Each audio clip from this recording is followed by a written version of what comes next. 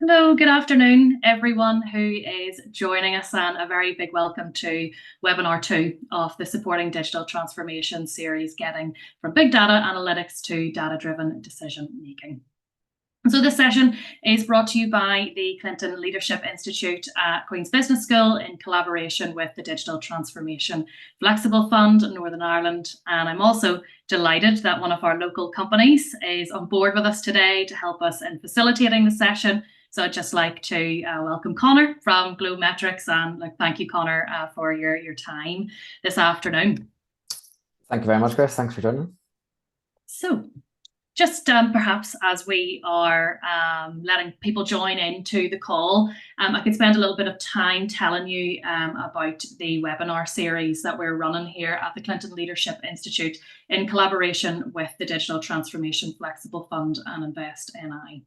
So the purpose of these webinars is to simply support the digital transformation journey of local, micro and small businesses, and really just to provide further insight to businesses such as yourselves into the technologies that are supported by the DTFF, and to get you sort of thinking and reflecting a little bit more around what technologies are of interest to you or how these technologies may actually fit your business. So upcoming sessions following the one today are what are smart technologies and robotics, or what can smart technologies and robotics do for businesses, and that's running on the 4th of June. How do businesses utilize AI and machine learning, running on the 11th. Can immersive technologies drive sales, on the 18th of June, and then the final workshop running on the 25th is the Digital Transformation Workshop, so how to build your digital strategy. So if any of those webinars sound of interest, please do scan the QR code there on the screen, and that will take you to a landing page where you can register for any or all of those webinars, and we'd be delighted to see you again. If you haven't got the opportunity just to scan that QR code now, not to worry, I'll show it to you just a little bit later on. So just some quick introductions. My name is Grace Carson, and I'm a lecturer at Queen's Business School. I've been sort of working there now for about 4 years, and really since I've been there, my research has very much focused upon the usage and utilization of both market intelligence and big data analytics in small businesses, and really just thinking about how they can actually impact marketing capabilities, growth and scalability as well. And as I say, Connor is with us today from Glometrics. So Connor, if you just perhaps want to introduce yourself there. Yeah, absolutely. Thanks very much, Grace. I said, my name's Connor Ross. I'm the Digital Analytics Manager at Glometrics. We're an analytics agency based in Belfast and Dublin. So we've been operating for 10 years now. It's our 10th year of operations this year. So lots of celebrations for us, but we work with all things analytics, all kinds of data. But our main focus is in the Google suite of products. But again, we work across the whole spectrum of data sets and data sources. Brilliant, Connor. Lovely. Thank you. I'm really looking forward just to hear.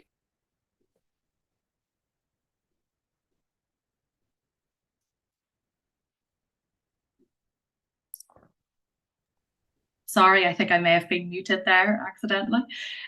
So just first and foremost, what I'd like to do is run through an overview or a bit of a background to the Digital Transformation Fund before we get into talking about our topic for today around big data analytics.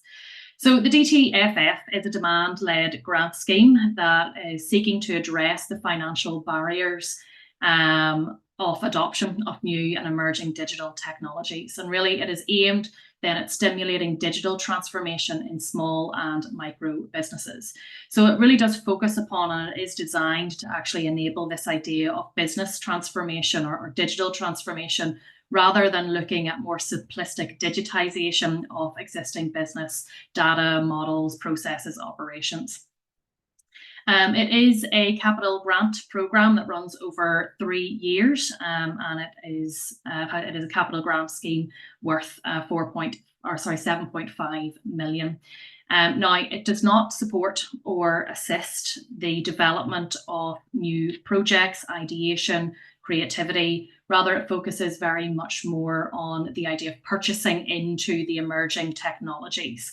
And of course, we're going to be talking about one of those technologies today in big data. The capital funding is available to eligible applications from a minimum of £5,000 to a maximum then of £20,000. And it is delivered by all local councils, authorities, and as you can see from the screen here, there's a number of different institutions that are involved with this DTFF.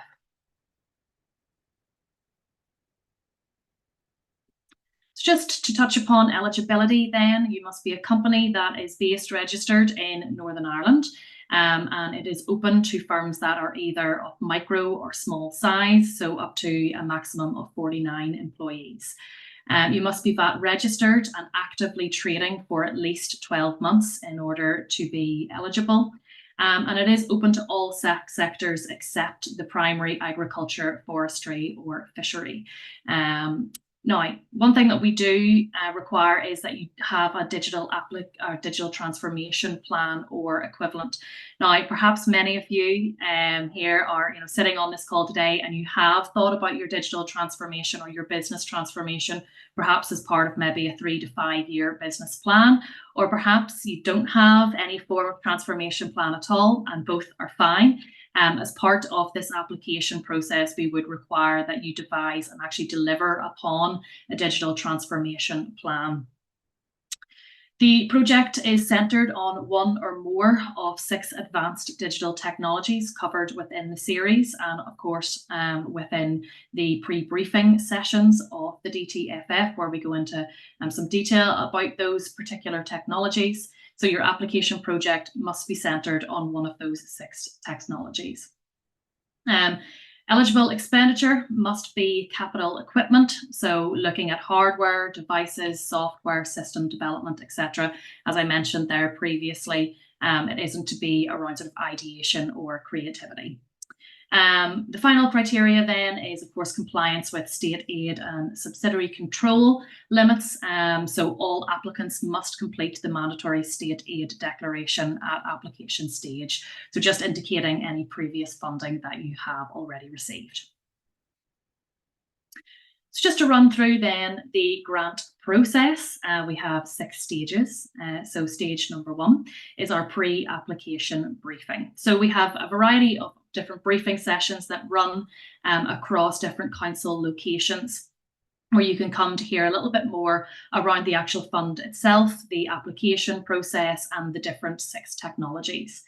Then if you are interested in what you hear at the pre-briefing session, you can apply for expression of interest through the DTFF website.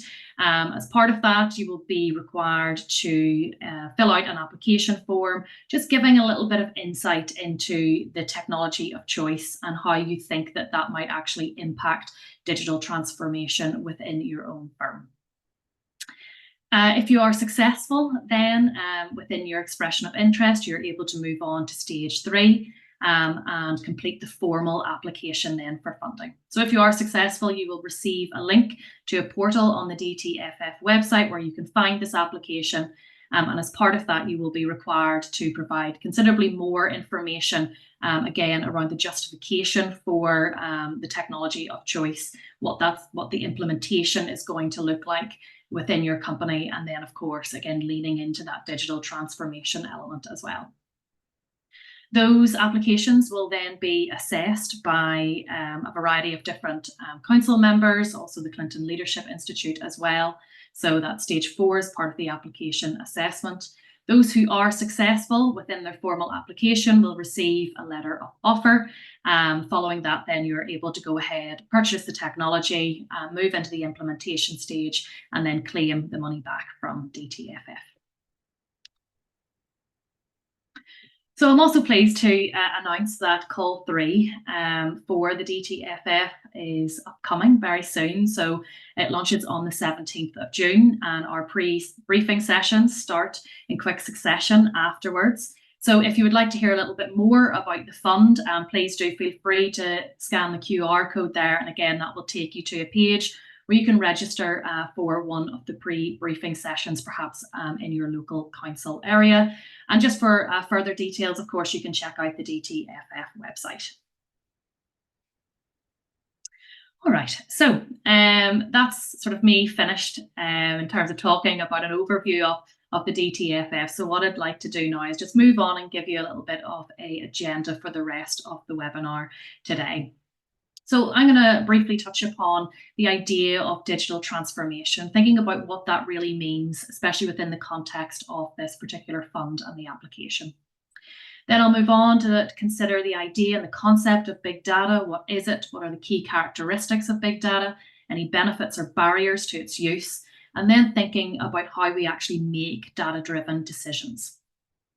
After that, I'll be passing over to Connor, who's going to discuss a couple of case examples in terms of big data analytics and really sort of bring the webinar to life and sort of thinking about sort of bringing to life as well some of the things I have been saying. We'll then touch upon a little bit of further help and support in terms of what different institutions and universities are offering around the fund, and then finally move on to a short Q&A session.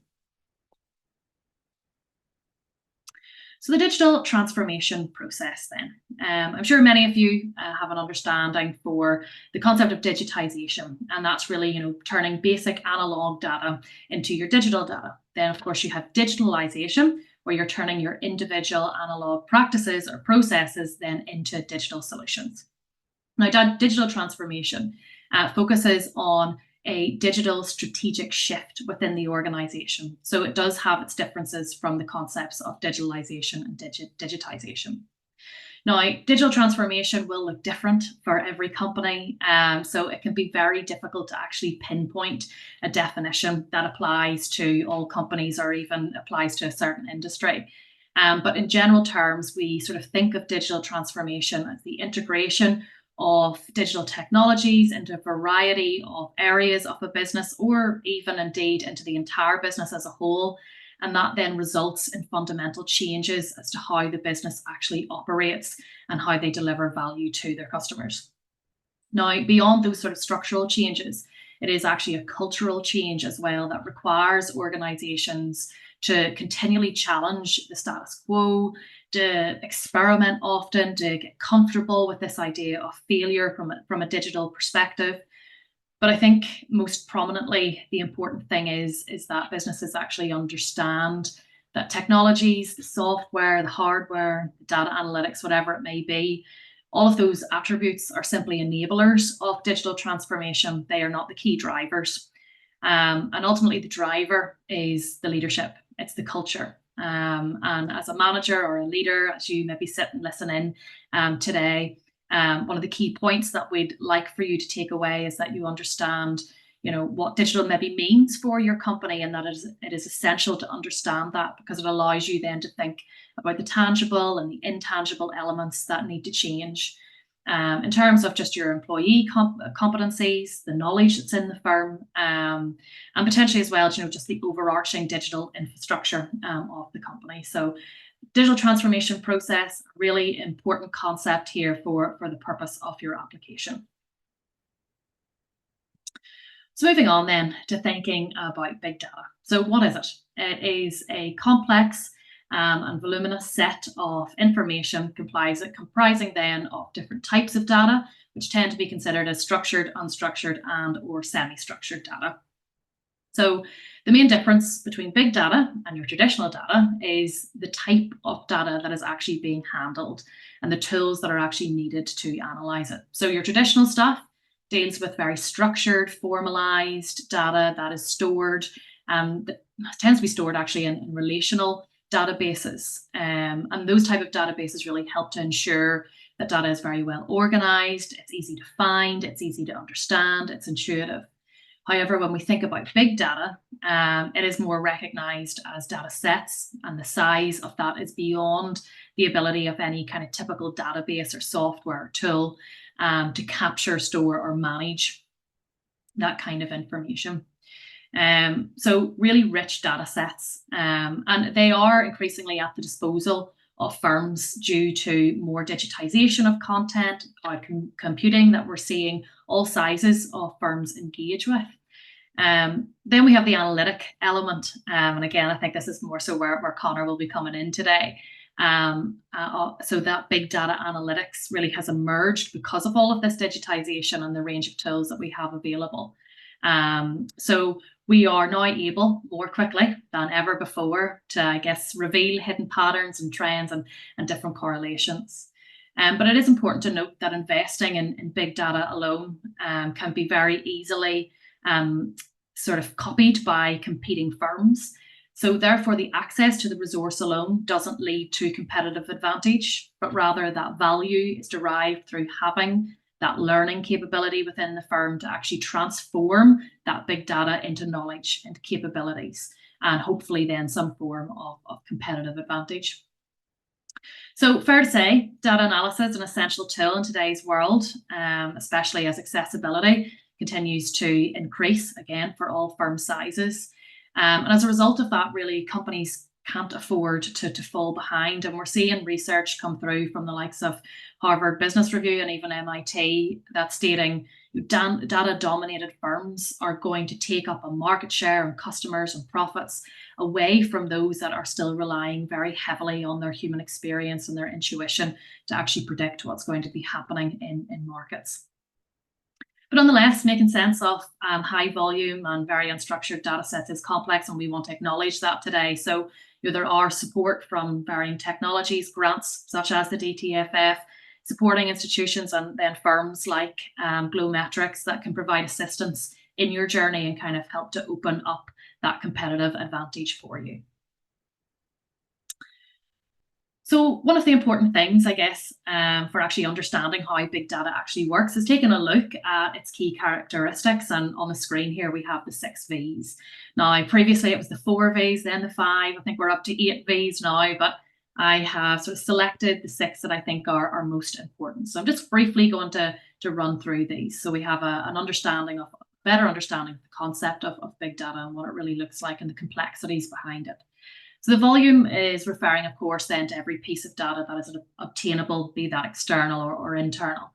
You have your variety, comprising of the different types of information and the data that would be available to firms. So that could be anything from customer trends and preferences, changing buying patterns, or even just looking at new ways to actually collect data.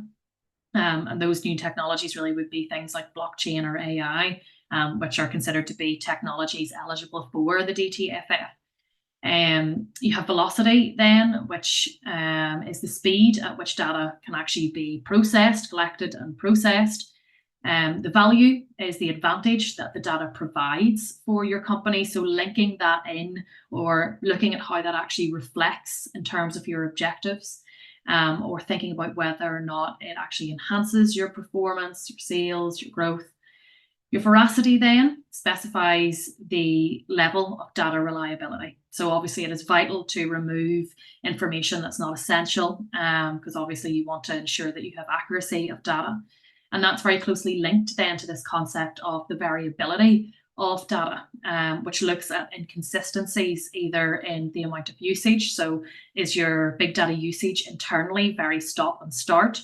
Or it also looks at the flow, at the access of big data as well. So you do have a consistent flow of information so that you can be accurate in your decision making and also become more confident in the decisions that you're making too. So really out of those sort of key characteristics, the biggest benefit I think of big data is kind of that veracity and ensuring that you've got consistency in data usage.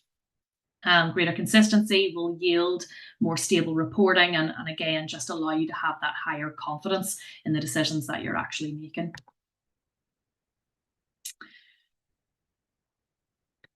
So I am, yes, conscious of time here today. So I'm just going to briefly sort of speak through the uses or the benefits of big data, particularly in SMEs, and then we'll also take a look quite quickly just at our challenges as well. So first and foremost, big data is used to drive efficiency, productivity, and agility. So our tools can help to automate very repetitive processes or tasks, to then, of course, provide employees with just more time to work on activities and innovation or things that require more cognitive skills. It can also reduce costs, so it aids businesses in finding more efficient methods to conducting their operations, perhaps identifying waste, how can they reduce that waste, be more energy efficient, or monitoring pricing strategies would be another example of something that would impact the bottom line. Analyzing the market, so big data analysis will aid firms studying purchase patterns, determine sort of what popular items are and actually who's buying those items as well, so it can help you segment the market. It also will help improve customer experiences. So when you have that information about who's buying, when they're buying, how they're buying, you can start to tailor products and communications to your target market, with the aim then of hoping to enhance that customer brand loyalty. It can also support NPD and innovation, and we'll talk a little bit around that in a couple of slides' time. So just thinking about how product development can be aided by knowing what your customers think about the goods and the services that you're already providing, and how you can mix that in then with category data or competitive information, which will hopefully then allow you to kind of create very timely innovation. But of course, you have a variety of other benefits there around detecting fraud, reducing bias, etc. So then just briefly around challenges and barriers of big data usage in SMEs. So lack of business objectives, if you're not clear on what it is that you're trying to achieve with data, reduced capabilities and resources, restricted time is always one. We find that SMEs do tend to firefight their short-term issues, focusing on those issues around product, around distribution, which then takes away time from analytical capabilities or learning those capabilities. Lack of ability to select suitable data solutions. So perhaps you just don't have that opportunity to discuss with other supporting institutions or people who have experience with data solutions around what type of big data would be useful for you. A lack of understanding for regulations, GDPR, what data are you allowed to keep, what are you not, and any form of legalities. And then finally, this kind of interesting idea of a very symbolic use of big data, where it is used to kind of legitimize or rationalize prior decisions that have already been made, where in actual fact we should be using it more instrumentally, using it to influence decisions or to broaden existing knowledge, so kind of much more on a conceptual basis. So given that sort of symbolic use and this kind of idea that, yes, if you have big data, well then, you've won, but that's not actually the case, because you need to develop out those capabilities in order to apply the big data and sort of benefit from those outcomes. So we need to think about how we actually make decisions from big data. How do we operationalize that? So we want to start off with just identifying our objectives. So before you can really make that informed decision, you need to understand what is the company vision, what are you trying to achieve as part of this data project. Once you've done that, you can move into actually finding the data sources that are going to be of benefit for your particular product.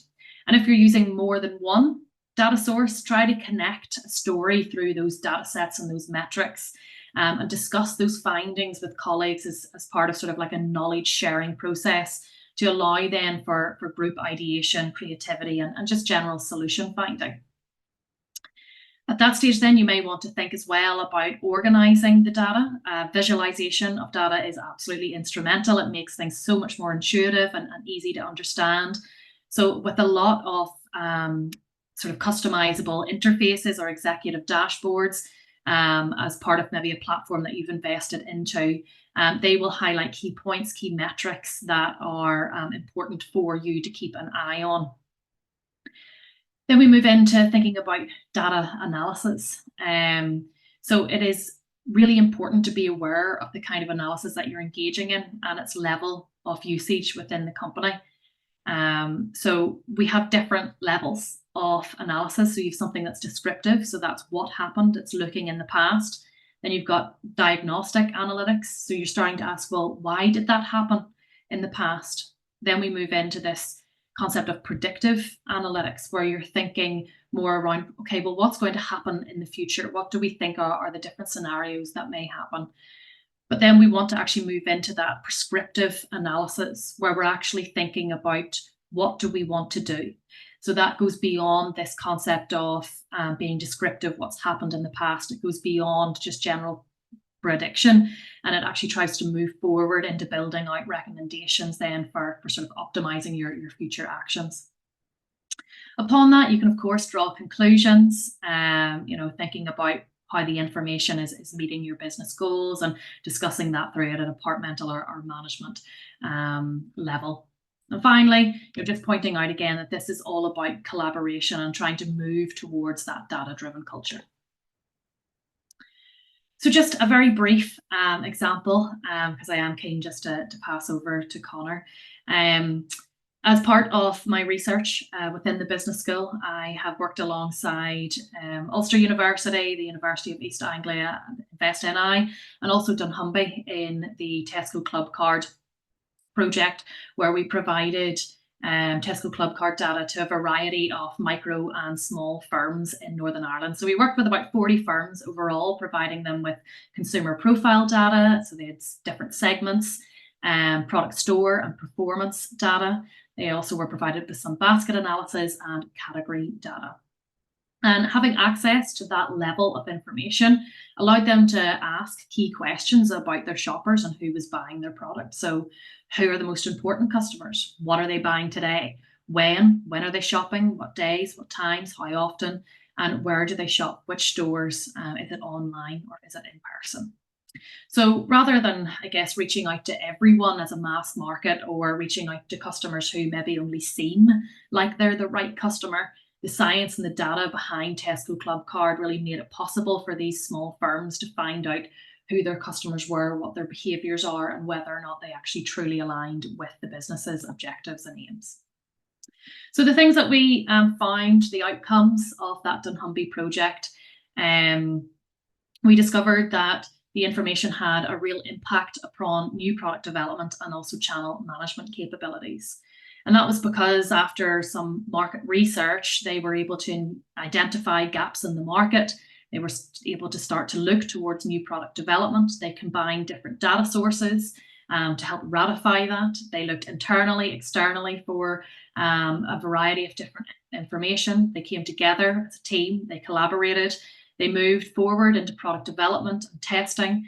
At that point then, they were ready to move into distribution, looking towards their pitch optimization, again, bringing that data back in from the beginning to bolster their pitches to different buyers and Tesco's and Sainsbury's, etc.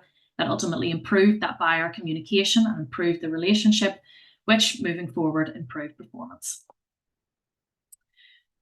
So just to highlight some of the types of big data that may be suitable for you or you might be interested in, some customer analytics, thinking about the purchase history, browsing behaviour, very similar to that example of dunnhumby I've just run through there. Maybe perhaps you're thinking about operational efficiency. So, are you thinking about being more efficient in terms of your inventory, your production of data, looking at inefficiencies, and just generally optimizing your processes? There's the predictive analytics side of things. So looking more at forecasting, perhaps you want to know what the future trends are, demand, consumer behavior. Or perhaps you want to use big data more for strategic planning, building out your 3 to 5 year business plan, for example. So it may be useful for that. But finally, just key takeaways here. Of course, acknowledging that digital transformation is really important for the purpose of your application and really showing off what the outcomes are going to be following the purchase of this particular technology. Data analysis is an essential tool in today's world. There are a variety of different characteristics incorporated with big data, also a variety of benefits in terms of efficiency, analysis, MPD, innovation, key challenges that tend to resolve quite a lot around time and lack of capability. Big data, not a silver bullet. We must leverage it. We must build out those skills. And finally, data can't be transformed into a competitive advantage without action. So data is an enabler of transformation, not a driver. So therefore, it's key that both big data usage and digital transformation is led and that it creates a data culture. So, Connor, I'm sorry, I probably talked a little bit more than I wanted to there. Just handing over to yourself. Thank you so much. Not at all. Thanks very much, Chris. So look, just to reintroduce myself, I'm the digital analytics manager at Glometrics. If you're not familiar with us, we're an analytics agency based in Belfast and Dublin. As I said, we're now in our 10th year of operations. We work with a wide range of customers and clients across many different industries. We've got clients ranging from banks and universities, all the way to local e-commerce websites and startups. But the fundamentals of data and data analytics do apply right across that spectrum. Ultimately, our aim is to make sure that our clients have help in making more informed data-driven decisions, and really to reiterate what Grace has already spoken about, and to look and improve their respective services and offerings, and ultimately make sure that they're coming along for the journey as well. So look, as I said there, we're an innovative agency. We would like to empower our customers and our clients to make sure that they're happy to do those things themselves as well. And as I said, to make sure that they are along for the journey of digital transformation. We're quite Google focused. Right off the bat, we're the first Google marketing platform partner in Ireland. We're certified across various products. There's Google Analytics, Tag Manager, Looker Studio, and Google Optimize and Google Ads as well. But again, the principles definitely apply across lots of different platforms as well. The principles and the fundamentals of data analytics are the same. So even though we're Google focused, and I said we do work with many other platforms as well. And that ranges from analytics tools, as some of those we've already mentioned, but also marketing tools and advertising tools. So Microsoft Advertising, Meta Ads, LinkedIn, SEMrush for search engine optimization. And then now more recently in the last few years, Google BigQuery, which is a data warehouse and is dealing with those big data sets as well. So I just want to talk a little bit and start a little bit off in terms of what our sort of process would be, or our typical process. I think actually when we talk about the analytics lifecycle, that journey from data collection and tracking to reporting and analysis and actually getting stuck into the data and making decisions, it actually looks very similar to when Grace was talking about operationalizing big data. So some of these tools we use, again, analytics is at the heart of everything we do, whether it's tracking, data collection, reporting, action, forming insights and actionable insights, and then training as well. We would normally be involved with our clients and our customers with, at the very least, one of these steps, but usually most, if not all of them, through a customer's digital transformation journey. And again, as I said, regardless of scale, regardless of size, scale, industry, the fundamentals and principles do remain the same. Many of the tools we use here, like Google Tag Manager, Google Analytics, there are equivalents elsewhere, and you'll probably come across a lot of these already, or you'll come across them throughout these series of webinars. But something like Google Analytics might be very similar to Adobe. Google Ads be similar to other advertising platforms. Looker Studio is very similar to Power BI. So although this will be Google centric, again, very similar to other platforms. So with Google Tag Manager, for example, that is a tag management system that allows us to track various interactions and conversions on a website, which then helps lead to that data dependency and dependable data. We can trust in that data. We know what is being tracked. That might be something like watching a video on a website or clicking a call to action, e-commerce action. So a customer has viewed an item, they've added it to their cart. Maybe they've what items have been left in a cart that's been abandoned, submitting a contact form, or even tracking interactions from social channels that have landed on the website through various pixels. The great thing about something like Tag Manager is it's a lot more approachable than requiring sort of deep technical knowledge of coding, and it also allows us as an agency to manage that tracking without having to bother developers and to constantly ask for new updates to be pushed live to the website, and so on. With Google Analytics itself, so that again has undergone quite a bit of change in the last couple of years. You might be familiar with GA4, which is the latest version of Google Analytics. But again, this is a measurement, reporting, analysis tool, and it is that front end of various big data sets in a bit more of a user-friendly interface. That data is split into what we call dimensions and metrics. So dimensions will be grouping variables like what country users come from, what the device they're using, what page they were on, maybe what channel, what acquisition channel that they've found the website through, to then metrics like users, sessions, which are website visits, conversions, and revenue. As I said, that's then the front end of website data and any other data that's been tracked. It has many sort of built-in reports that again are pretty user-friendly, and that might be a real-time report of what's happening on the site right now, today. Those acquisition reports, so how did users find the website? Engagement metrics, like what are the users doing on the website? Are purchases or other conversions taking place? What are the demographics, audiences, or even customer segments we can identify with that? Even advertising, like how are online marketing campaigns performing? What metrics are we using to measure those? And then some custom reports as well, where we can look at things like funnel visualizations through maybe a checkout process to see where the pain points are and identify user journeys across a website. That sort of path exploration as users move from one page to another. So if we think of something like a contact form submission, so that's just one piece of data, it'd be the number of contact forms submitted on a website, for example. We would tend to think of this from a sort of question answer approach. So there's a number of questions immediately come to mind if I think of the number of contact forms that have been submitted. And it might be, well, when were those forms submitted? How does this compare to last month? And how will it compare to next month? What are our forecasts for next month? How did the users who submitted forms find the website? What contact forms performed better than others? Is a specific subcategory of forms that are doing particularly well? Are marketing campaigns driving form submissions? What's the advertising cost per submission? What pages were the users on? Did they view more than one page, and so on? And that's just one piece of data. That's just a simple form submission. But if you think of all the different interactions that can happen on a website, and also you have an absolute breadth of data that you can start getting stuck into to actually inform yourselves more about what's happening on your website and across other data sets as well. So then with something like reporting, we have even more customization where we can start to bring in multiple data sources at once and offer a streamlined reports or indeed even more comprehensive reports. Again, with that level of customization, it means we can start to tailor reports to different use cases and different needs. Some stakeholders will require, just an executive summary, top level stuff. And it means then we can build the more comprehensive reports for those who really like to dig into the data as well.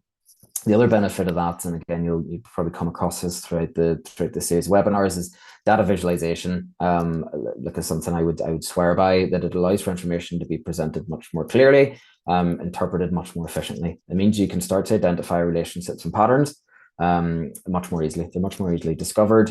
Trends can be identified more quickly.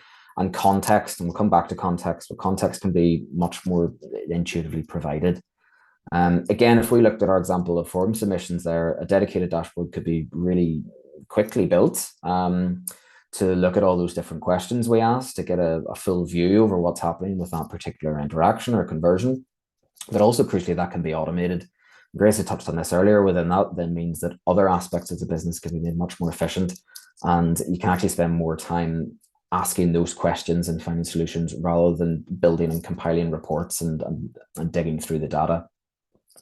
In terms of actions then, so optimizations and campaigns that we can do with that, we can set up marketing campaigns to target potential customers better, more effectively and more efficiently. We can create custom audiences based on user behavior. It's perfect for remarketing as well.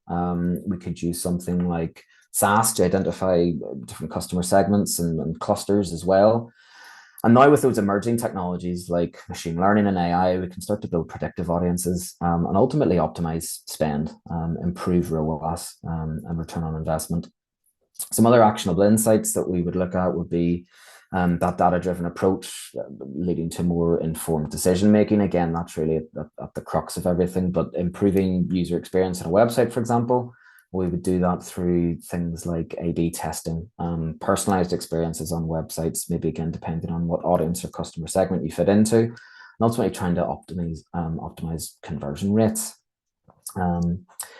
Then I think with observation and analysis, this is when that cycle really starts to take shape. Everything we learn, and I think again, Grace touched on it there with learning from failures as well, but really everything as we move through the journey and we learn starts to come back to the earlier steps. Is there other bits of data we can collect, or can we report on it in a different way and look at the data in a different way and ask different questions?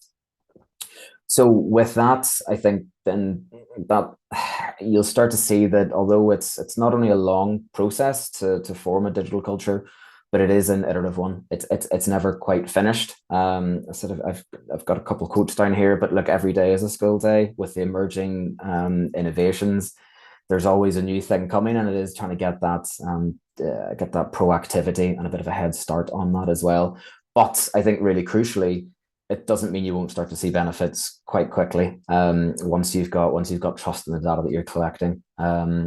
So again, things like data health and quality is the measurements we're looking at, and the tracking. Is it still relevant?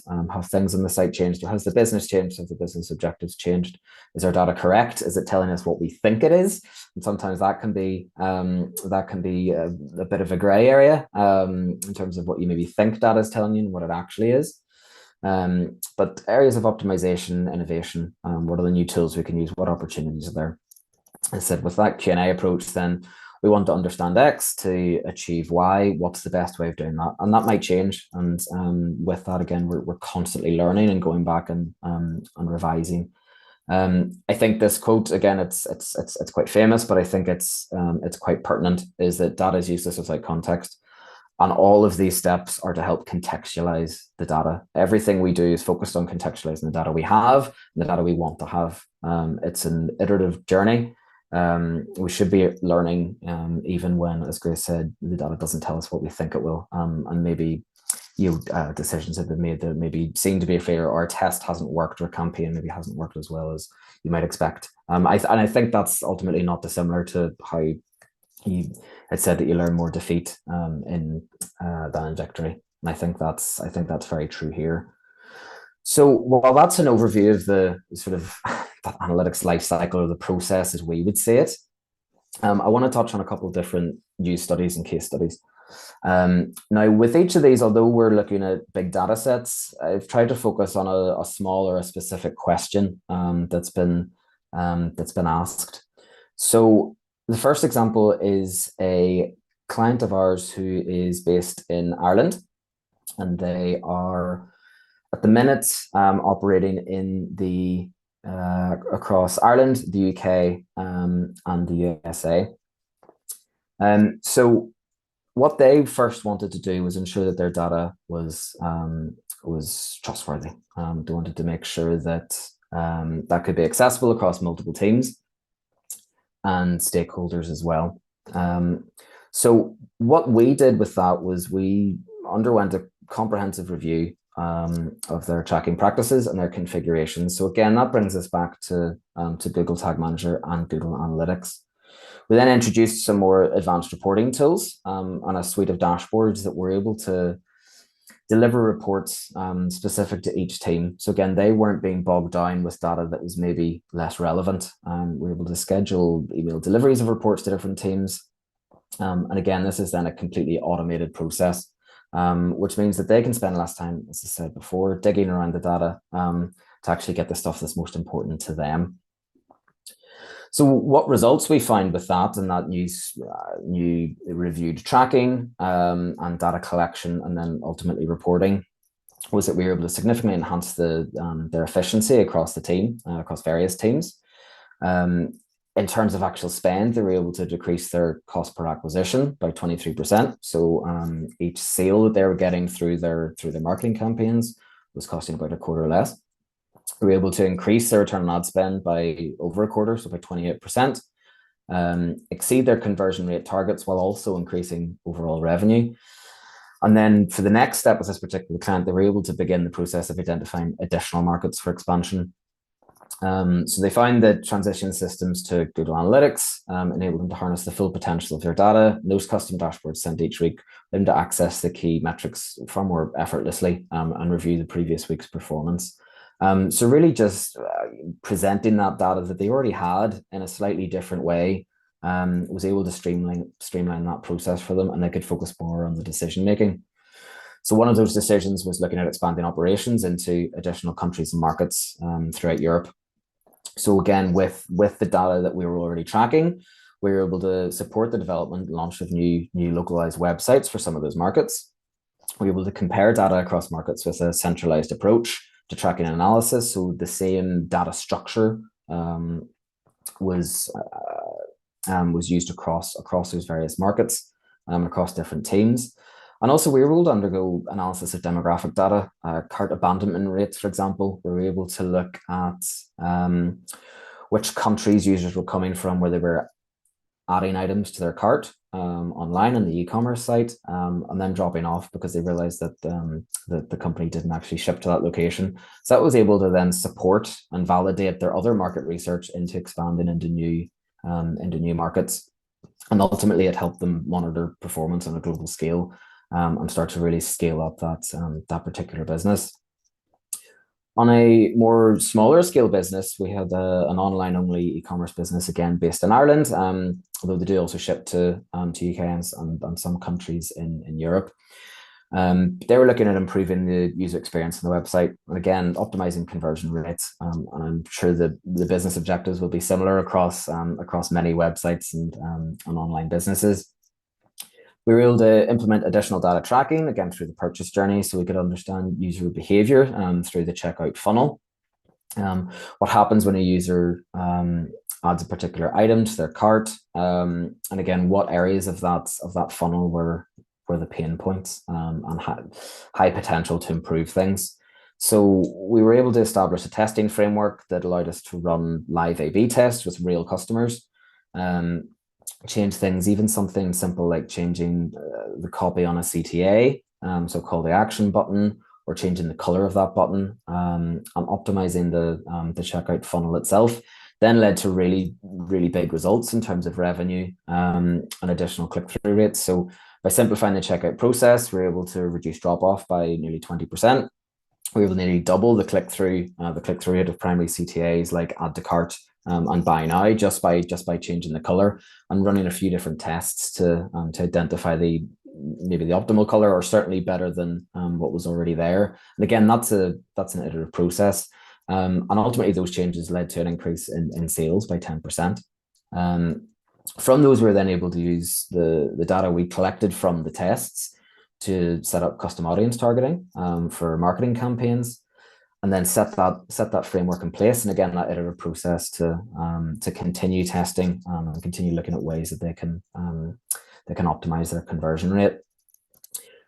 So again, that was a reasonably small business, but to increase transactions and revenue by almost 10% just by changing a few buttons seems like a small change, but it really does lead to big results with the right culture and I suppose context in mind of how that can be done and what can be achieved. Again, and learning from tests that didn't work, and being able to take things away and knowledge away from those as well.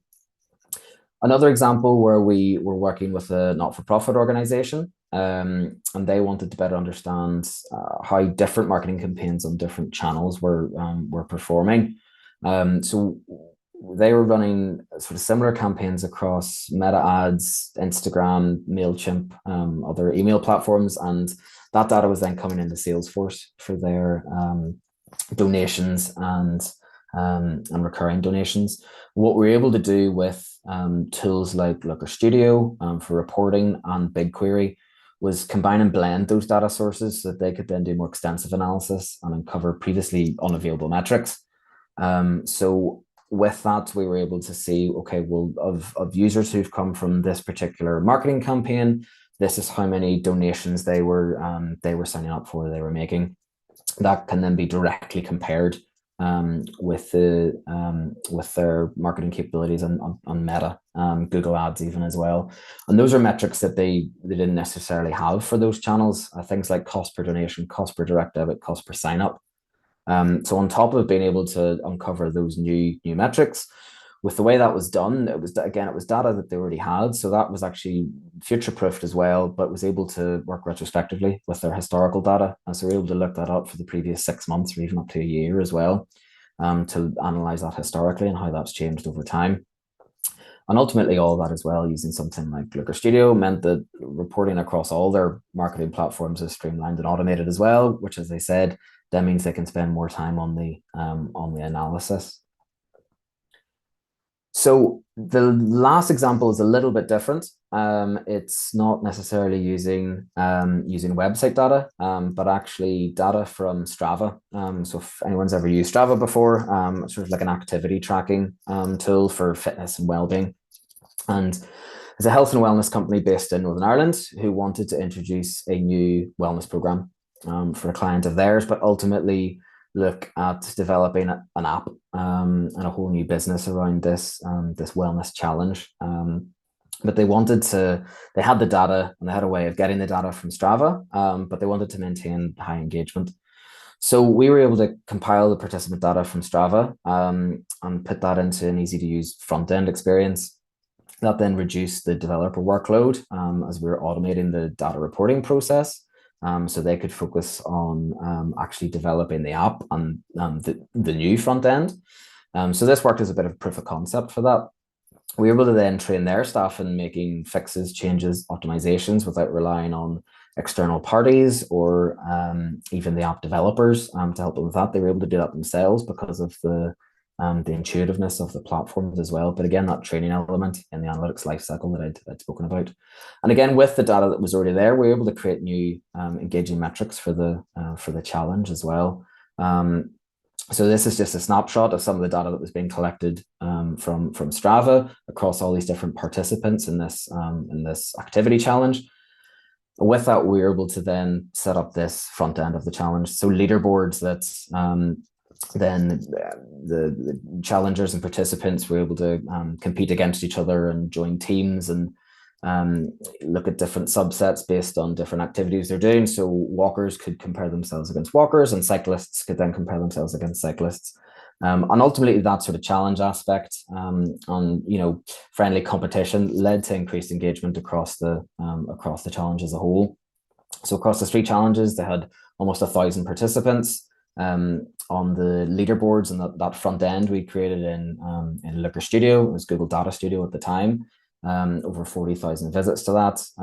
In the final running of the challenge, there were over 2 years of activity recorded across all the participants. And as I said at the start, that worked as a proof of concept then, while they were able to work on the development of a dedicated application and actually founded a new startup off the back of this. And ultimately, look, with a well-being challenge, it was also widely reported that the health, well-being, and fitness across all participants improved greatly as well. But it does go to show that it's not just website data or maybe your typical data that you would see for an e-commerce business that you're able to harness the potential of that. And again, like the fundamentals remain exactly the same. So all of these examples are just snapshots of the digital transformation journey. Despite being in vastly different industries or different stages of their own journeys, they all fall somewhere into this cycle. Again, whether it's using Google tools or it's using different tools, I think the cycle is still the same. And again, with that operationalizing big data that Grace spoke about, I think that's reasonably clear.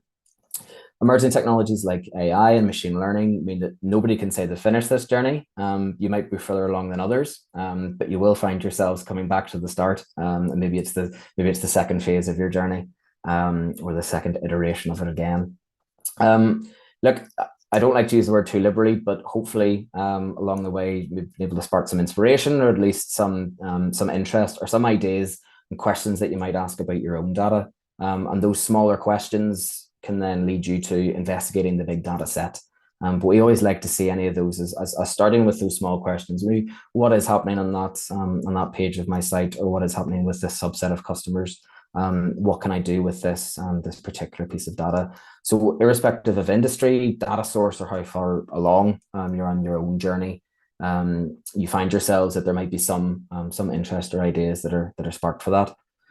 So with that, hopefully I haven't left you with too little time, Grace, but thanks very much for listening, everyone. If any questions for myself or Glometrics, please don't hesitate to get in touch. And look, with that, I'll hand back to Grace. Lovely. Thank you so much, Connor. I think accidentally there while you were speaking, I maybe flipped slides on you once or twice there, so apologies. about that. Not That's to the worry, not to worry. joys of dual control there. But yes, no, as I say, Colin, thank you so much. So insightful, and great to see those examples there. Just to close, what I would like to do is just give the audience a little bit of information around further help and support that you can seek. So you can contact a variety of different institutions that we can see on the screen here. So further education colleges across Northern Ireland, Queen's University Belfast. I'll come on to speak a little bit more about their supporting programmes in a minute. University of Ulster have their Smart Manufacturing Data Hub, which may be of interest. So please do check out their website for more information on that. Local authorities and institutions, again, enterprise support services, Innovate NI, Invest NI, if you have a client executive based there, may be able to help you have a chat around these different technologies, and just any other support mechanism that you have identified.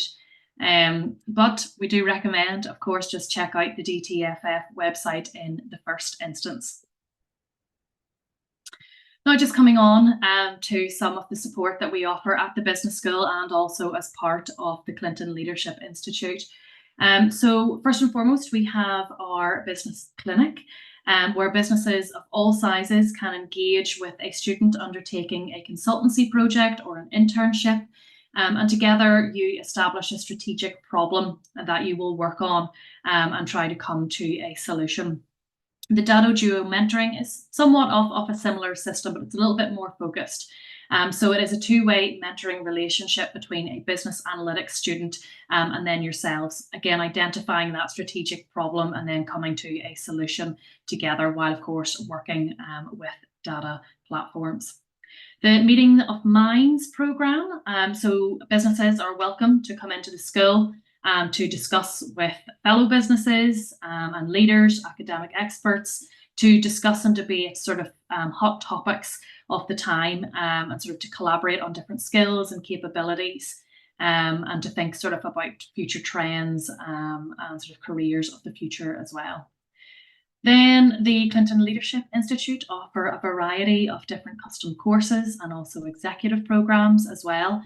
So I think most prominently, the ones that would be of interest in relation to the DTFF would be the Digital Transformation Toolbox, the Business Analytics Essentials program, and then also the Data Analytics and Decision Making programs. So if you are interested in any of those support resources, please scan the QR code there and you'll be able to find further information from the Business School.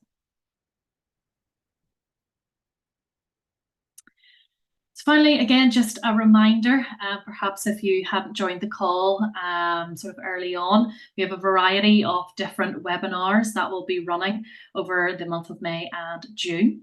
So today, obviously, we've been focusing on our big data analytics. The following week, smart technologies. Week after that, AI and machine learning, moving on to immersive technologies, and then the digital transformation workshop. Please feel free again to scan that QR code there if you'd be interested in registering for any of those courses. And just one last thing I would like to promote before we maybe move on to our Q&A. It's just to highlight that you can catch up with our webinars on the Clinton Leadership Institute YouTube channel. So that additional resource is there for you. But that brings me to a close. So thank you very much for listening. And thanks again to Conor for his insights. But I want to now put it out to yourselves just to check if you have any questions around any of the concepts that Conor and I have spoken about today. Or indeed perhaps questions that you actually have about the DTFF. So I believe that currently microphones are turned off, but please do feel free to use the chat function. Or perhaps if you do want your microphone unmuted, I think that if you can raise a hand or something like that, then Zach will be able to unmute the microphone for you. Zach, Sean, just to say, I unfortunately can't seem to see the chat. Conor, are you able to see it from where you are? Yes, I think I've got it here. I don't see any questions through just yet, but maybe Zach can confirm just in case. Yeah. Yeah, no questions as of yet. No worries. Yes, sorry, Connor, Zach, perhaps if there is some coming in, if you could read them for me. I don't know whether or not it's because I initially shared my screen. All I can see is just the presentation.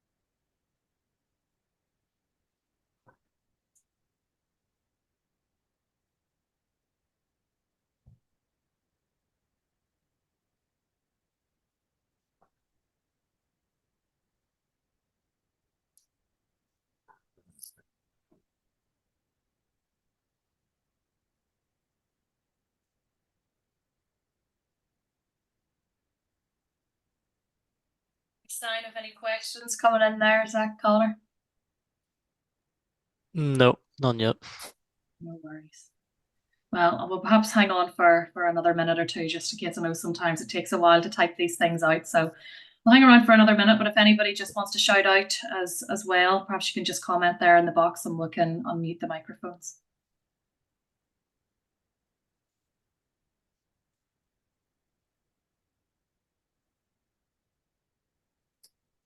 I think just maybe it's worth just chatting a little bit about in the meantime, just if anyone does have any questions. But I think it's really important as well to reiterate that there's never a bad time to get started on this. Even if I think something like Google Analytics, is a very small piece of code that can go into a website, and right off the bat you can then get access to users, sessions, page views, acquisition data, and so on. So even that first sort of dip of the toe into data analytics again opens up quite a lot of opportunities. So I know if we're talking about big data again, it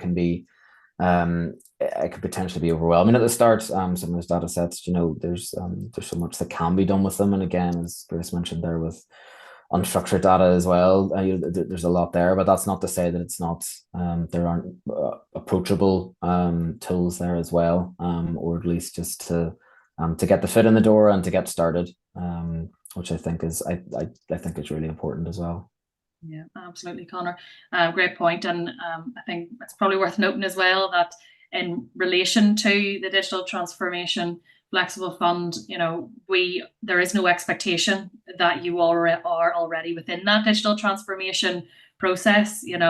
As you're sort of rightly saying, you can start at the very early stages, and this fund is actually designed to be here to support you through that, but also support people who are maybe much further along in the journey. So yeah, it's open for all, and ultimately those people who are maybe starting on the journey, it actually will help formalize and formulate a bit more structure, I think, probably around your ideas, because it's obviously sort of pushing you through the application process and giving you that opportunity to think and reflect upon your technological choices and the justification for it and what the outcomes are going to be and how then of course they align with business objectives. So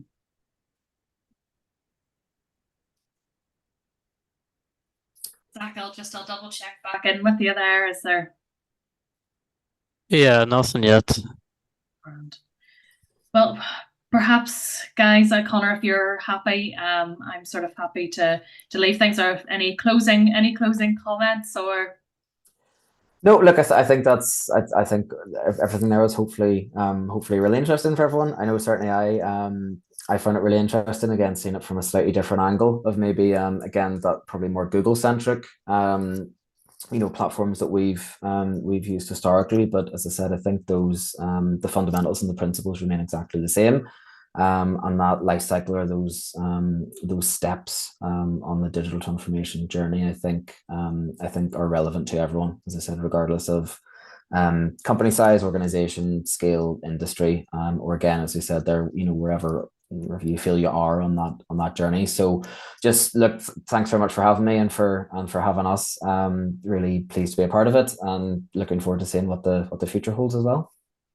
Lovely, Conor. Thanks so much. And just finally to remind everybody of the variety of different webinars that we're running over the next couple of weeks, and of course to check out the DTFF website and the variety of different supporting resources as well. So thanks so much to everybody who joined our call today. Thanks to Sean and Zach for facilitating, and to Conor as well. So take care, everyone, and hope to see you at the briefing sessions in a couple of weeks' time.